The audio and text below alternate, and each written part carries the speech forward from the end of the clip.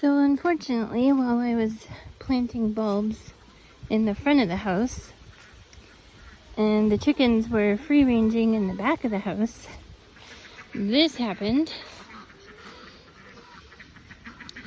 So I heard the chickens squawking and the ducks, but unfortunately by the time I came back here it was too late. So I followed the trail of feathers, which seemed to stop right about here. There's a few here and there, and then there just really aren't any. You can see one kind of down there, and then there's one over here. So it looks like whatever got it either went back in those woods. There's a trail that goes back that way. Of course, I came back, I walked, I couldn't really find anything, so I don't know if it was a hawk or what, but something definitely got one of the Wyandottes. So they're all back in the, they actually, pretty much all of them were back in the run already. There was only one that was out and kind of walking around.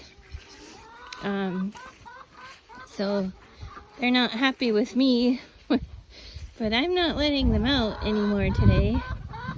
And probably not anymore unless we are going to be in the backyard and able to watch them. So yeah, so now we're down to 14.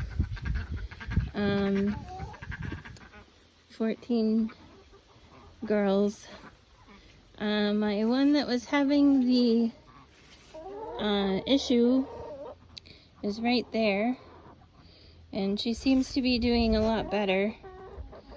I'm still keeping an eye on her, but the swelling seems to have gone down quite a bit. So I think she's, I don't know what happened. Seemed like she was just backed up a little bit. But you can see a little bit back there. It's still a little, you know, the feathers are starting to come back in around it. So I think whatever was going on is remedied itself. I'm keeping some oyster shells in there.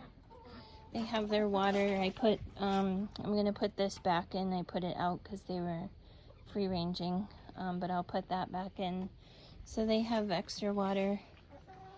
But yeah, they're definitely gonna be staying in for a bit, which they don't like, but I'll give them some treats, some scratch, and you know, they still have a good amount of space in their run and underneath their coop, so they still do pretty well. They're able to spread out.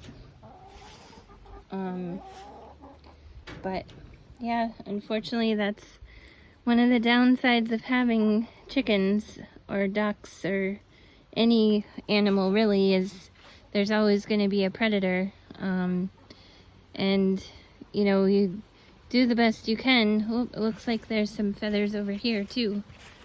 So you do the best you can to keep your eye on them, but sometimes, you know, things happen, and that's why you can't name them or get too attached to them, because unfortunately, you know, that you might lose one or more.